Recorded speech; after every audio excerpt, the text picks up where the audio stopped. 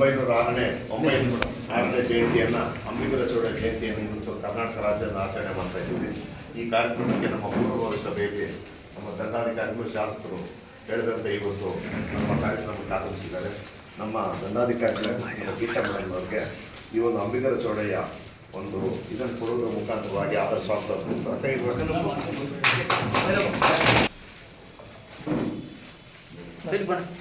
ಅದೇ ರೀತಿಯಾಗಿ ಮುಳಬಾಗಿಲು ತಾಲೂಕಿನ ಸಿರಿಸಿದ್ದಾರರು ಹಾಗೂ ಹಿರಿಯ ಮಾಜಿ ನೌಕರ ಸಂಘದ ಅಧ್ಯಕ್ಷರು ಸುಬ್ರಹ್ಮಣ್ಯಂ ಸರ್ ಅವರು ಆಂಜನೇಯ ಸ್ವಾಮಿ ದೇವಸ್ಥಾನದ ಉಸ್ತುವಾರಿಯನ್ನು ನೋಡಿಕೊಂಡಿರ್ತಕ್ಕಂಥ ಅಧಿಕಾರಿಗಳು ಆಗಮಿಸಿದ್ದಾರೆ. ಅವ್ರಿಗೂ ಸಹಿತ ಆದರ ಸ್ವಾಗತ. ಅದೇ ರೀತಿ ನಮ್ಮ ಜನಾಂಗದ ಅಧ್ಯಕ್ಷರಾಗಿರ್ತಕ್ಕಂಥ ಶ್ರೀಯುತ ನಾಗರಾಜಪ್ಪನವರು, ಕಾರ್ಯದರ್ಶಿಗಳಾಗಿರ್ತಕ್ಕಂಥ ನಾಗರಾಜ್ ಅವರು ಮತ್ತು ಖಜಾಂಚಿಗಳಾಗಿರ್ತಕ್ಕಂಥ ನಾಗರಾಜ್ ಅವರು, ಎಲ್ಲ ತಾಲೂಕಿನ ಮುಳಬಾಗಿಲು ತಾಲೂಕಿನಲ್ಲಿರ್ತಕ್ಕಂಥ ಬೈಕೂರು, ಹೆಬ್ಬಿಣಿ, ಕಾಯನೂರು, ಹೂಕುಂಟೆ, ಆಲಂಗೂರು ಮತ್ತು ನಂಗಲಿ ಎಲ್ಲ ಕೇಂದ್ರಗಳಿಂದಾಗಿ ಈ ಕಾರ್ಯಕ್ರಮಕ್ಕೆ ಆಗಮಿಸಿದ್ದೀರಾ. ಈಗ ತಾನೇ ಆಗಮಿಸ್ತಾ ಇರ್ತಕ್ಕಂಥ ನಮ್ಮ BO ಕಚೇರಿಯ ಸಮನ್ವಯಾಧಿಕಾರಿಯಾದಂಥ ಶ್ರೀಯುತ ಸೋಮೇಶ್ ಸರ್ ಅವರು ಸಹಿತ ಆದರ ಸ್ವಾಗತವನ್ನು ವಹಿಸ್ತಾ ಇದ್ದೇನೆ. ಅದೇ ರೀತಿ ನಮ್ಮ ಕೊಂಡಪ್ಪ ಸರ್ ಅವ್ರಿಗೂ ಸಹಿತ ಆದರ ಸ್ವಾಗತವನ್ನು ವಹಿಸ್ತಾ ಇದ್ದೇನೆ. ಅದೇ ರೀತಿ ನಮ್ಮ ಮುಳಬಾಗಿಲು ತಾಲೂಕಿನ ಸಮಸ್ತ ಎಲ್ಲ ಸರ್ಕಾರಿ ಅಧಿಕಾರಿಗಳಿಗೂ ಸಹಿತ ಆದರ ಸ್ವಾಗತವನ್ನು ವಹಿಸ್ತಾ ಈ ಪೂಜೆ ಮಾಡುವುದರೊಂದಿಗೆ ಮೇಡಮ್ ಅವರು ಉದ್ಘಾಟನೆ ಮಾಡಿಕೊಡ್ಬೇಕು. ಮತ್ತು ಆಚೆ ಕಡೆಯೂ ಸಹಿತ ಒಂದು ಬ್ಯಾನರ್ ಇಟ್ಟಿದ್ದೀವಿ, ಅಲ್ಲೂ ಸಹಿತ ಪೂಜೆ ಮಾಡಿ ಈ ಕಾರ್ಯಕ್ರಮ ಹೆಸರು ಮಾಡಿಕೊಡ್ಬೇಕು ಅಂತ ತಾಲೂಕು ದಂಡಾಧಿಕಾರಿಗಳಲ್ಲಿ ಮಾಡಿಕೊಡ್ತಾ ಇದ್ದೀವಿ.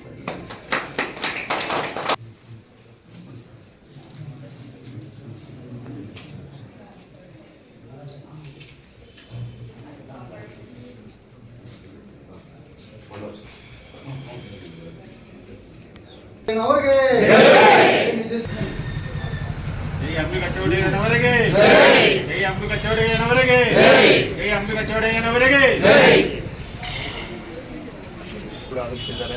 ಈ ಸಮಯದಲ್ಲಿ ನಮ್ಮ ಜನಾಂಗದ ಸಮುದಾಯದ ಒಂದು ದಿನದರ್ಶಿಕೆ ಕ್ಯಾಲೆಂಡರನ್ನು 2026ನೇ ಸಾಲಿನ ಕ್ಯಾಲೆಂಡರ್ ಉದ್ಘಾಟನೆ ಮಾಡಬೇಕು ಅಂತ ಹೇಳ್ಬಿಟ್ಟು ನಮ್ಮ ತಹಸೀಲ್ದಾರ್ ಮೇಡಮ್ನ ಮನವಿ ಮಾಡಿಕೊಳ್ತಾ ಈಗ ಉದ್ಘಾಟನೆ ಮಾಡ್ತಾರೆ. ಉದ್ಘಾಟನೆ ಮಾಡಾದ್ಮೇಲೆ ನಮ್ಮ ಮನವಿಯನ್ನು ಸಹಿತ ಇಲ್ಲೇ ಸರ್ ಕೊಡ್ತೀವಿ. ಆ ಮನವಿಯನ್ನು ಸ್ವೀಕರಿಸಿ ನಮ್ಮ ಜನಾಂಗದ ಬಗ್ಗೆ ಇರ್ತಕ್ಕಂಥ ಕಾಳಜಿಯನ್ನು ಸಹಿತ ನಮ್ಮ ಜನಾಂಗಕ್ಕೆ ಬೇಕಾಗಿರ್ತಕ್ಕಂಥ ಮೂಲ ಸೌಲಭ್ಯಗಳ ಬಗ್ಗೆ ಸಹಿತ ಮನವಿ ಸಲ್ಲಿಸ್ತೀವಿ. ಅದನ್ನು ಸ್ವೀಕರಿಸಬೇಕು ಅಂತ ಹೇಳ್ಬಿಟ್ಟು ಮನವಿ ಮಾಡ್ಕೊಳ್ತಾ ಕ್ಯಾಲೆಂಡರ್ ಉದ್ಘಾಟನೆ ಮಾಡಿಕೊಡ್ಬೇಕು ಅಂತ ಹೇಳ್ಬಿಟ್ಟು ಗೀತಾ ಮೇಡಮ್ನವರಲ್ಲಿ ದಂಡಾಧಿಕಾರಿಗಳಿಗೆ ಮನವಿ ಮಾಡ್ಕೊಳ್ತೀವಿ. ಎಲ್ಲರೂ ಕೊಡ್ತೀನಿ.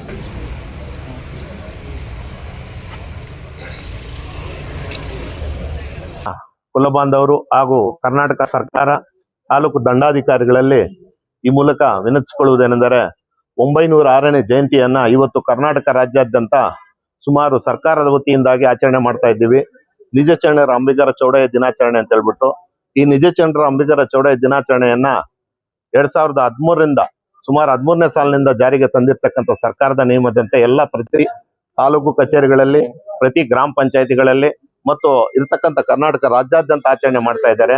ಈ ದಿನಾಚರಣೆ ಇವರು ಪುಣ್ಯರ ಒಂದು ನಿಜಚಂದ್ರ ಅಂಬಿಗರು ಅಂತಂದ್ರೆ ಇವರು ನಮ್ಮ ಧಾರವಾಡ ಜಿಲ್ಲೆಯ ಹಾವೇರಿ ಜಿಲ್ಲೆಯಲ್ಲಿ ಜನಿಸಿರ್ತಕ್ಕಂಥ ಪುರುಷರು.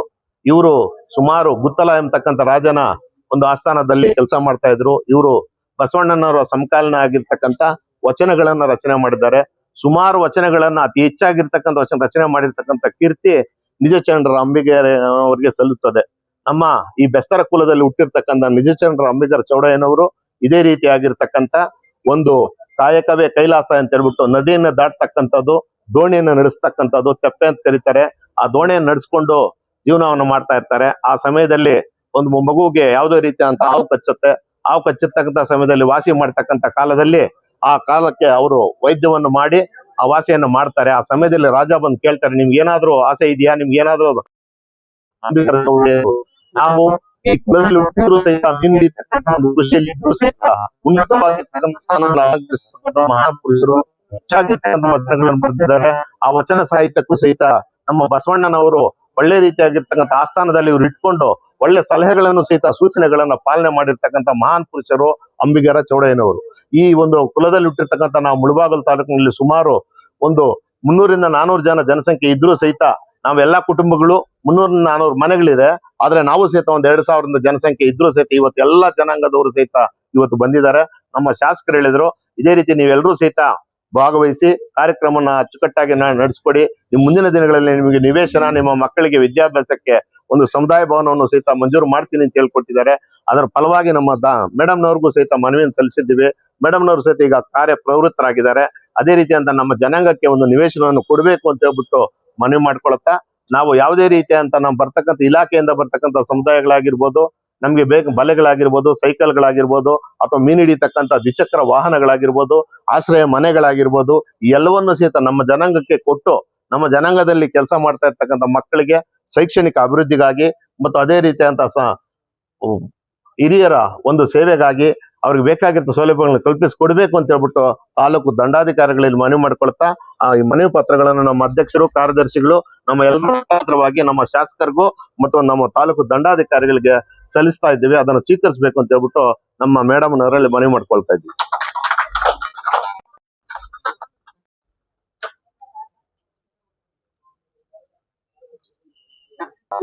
ಮಹಾನುಭಾವನ ಪುರುಷನಾದಂತ ಇವತ್ತು ಅಂಬಿಗರ ಚೌಡಯ್ಯ ಜಯಂತ್ಯೋತ್ಸವ ಕಾರ್ಯಕ್ರಮ ನಮ್ಮ ಬೆಸ್ತರ ಸಮುದಾಯಕ್ಕೆ ಒಂದೇ ಅಲ್ಲ, ಎಲ್ಲಾ ತಾಲೂಕಿನ ಸಾರ್ವಜನಿಕರು ಕೂಡ ಅವರ ಇತಿವಚನಗಳನ್ನು, ಅವರ ಶಿವಚರಣಗಳನ್ನು ಓದಿ ತಿಳ್ಕೋಬೇಕು ಅಂತ ಇವರು ಸರ್ಕಾರದಿಂದ ಮತ್ತು ನಮ್ಮ ದಂಡಾಧಿಕಾರಿಗಳ ಆದೇಶದಂತೆ ಈ ತಾಲೂಕು ಆಫೀಸ್ ಅಲ್ಲಿ ನಡವಳಿಕೆ ಕಾರ್ಯಕ್ರಮ ನಡೆಸ್ತಾ ಇದೆ.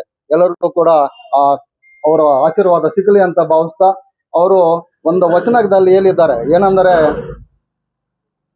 ಬಡತಕ್ಕೆ ಉಂಡವೆ ಚಿಂತೆ, ಉಲರಾದರೆ ಉಡುವ ಚಿಂತೆ, ಉಲರಾರದೆ ಇಲ್ಲದೆ ಚಿಂತೆ, ಇರಲಾರದೆ ಎಂಡರ ಚಿಂತೆ, ಎಂಡರದೆ ಮಕ್ಕಳ ಚಿಂತೆ, ಮಕ್ಕಳ ಆರದೆ ಉಡುವರ ಚಿಂತೆ, ಉಡುವರಾದರೆ ಮರಣ ಚಿಂತೆ ಅಂತ.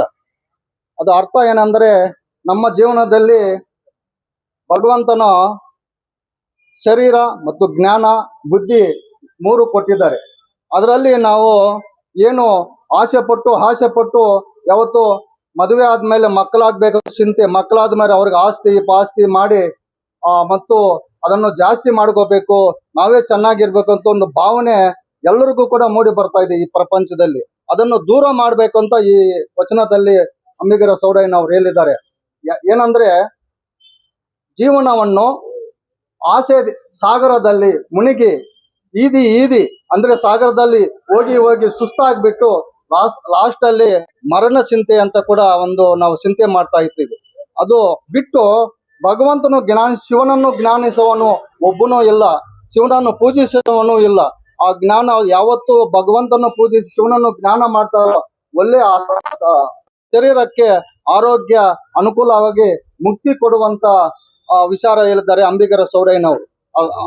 ಅದನ್ನು ಎಲ್ಲರೂ ಮಕ್ಕಳದಿಂದ ನಾವು ಹಿರಿಯವರಿಗೂ ಕೂಡ ಈ ಇತಿಹಾಸವನ್ನು ತಿಳಿದುಕೊಂಡ್ರೆ ನಾವು ಜೀವನವನ್ನು ಈಸಿಯಾಗಿ ಸಾಗಿಸಿ ಮುಕ್ತಿ ಕೊಡುವುದಕ್ಕೆ ಒಂದು ಅನುಕೂಲ ಆಗುತ್ತಂತ ನಮ್ಮ ನಿಜಚರಣ ಅಂಬಿಗರ ಚೌಡಯ್ಯನವರು ಇತಿಹಾಸವನ್ನು ಹೇಳಿದ್ದರು. ಎಲ್ಲರೂ ಕೂಡ ತಿಳ್ಕೋಬೇಕು ಹೊಂದಿಸ್ತಾ ಇದ್ದೀವಿ. ನಮ್ಮ ಮೇಲೆ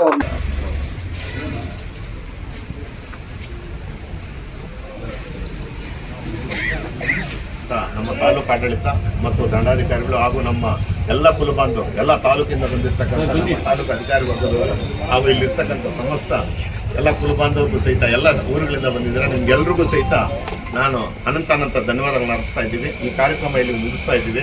ನಮ್ಗೆ ಬಂದಿರ್ತಕ್ಕಂಥ ಮನೆಗಳು ಅದೆಲ್ಲ ಶಾಸಕರು ಹೇಳಿದ್ದಾರೆ. ಶಾಸಕರು ಹೇಳಿದ್ರ ಪ್ರಕಾರವಾಗಿ ಅವ್ರಿಗೆ ಏನು ಕೊಡಬೇಕೋ ಆ ಮನೆಗಳು ಕೊಡ್ತಕ್ಕಂಥ ವ್ಯವಸ್ಥೆ ನೀವು ಕಲ್ಪಿಸ್ಕೊಡ್ಬೇಕು ಅಂತ ಮೇಡಮ್ನವರು ಒಪ್ಕೊಂಡಿದ್ದಾರೆ ಮೊನ್ನೆ.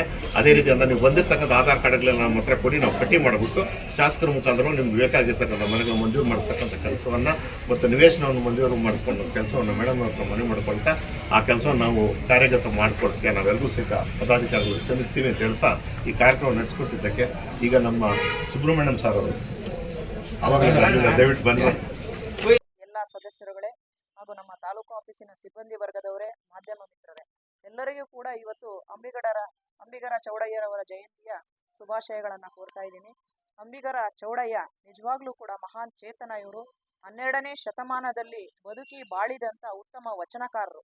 ಅಂಬಿಗರ ಚೌಡಯ್ಯನವರ ಬಹುಮುಖ್ಯವಾದ ಕೊಡುಗೆ ಏನಪ್ಪಾ ಅಂತಂದ್ರೆ ಅನುಭವ ಮಂಟಪವನ್ನ ಸ್ಥಾಪನೆ ಮಾಡಿದ್ದು. ಅನುಭವ ಮಂಟಪದ ಸ್ಥಾಪನೆ ಅಂತಂದ್ರೆ ಈಗಿನ ಅಷ್ಟೊಂದು ಮಟ್ಟಿಗೆ ಅನುಭವ ಮಂಟಪ ತುಂಬಾ ಪ್ರಸಿದ್ಧವಾಗಿತ್ತು.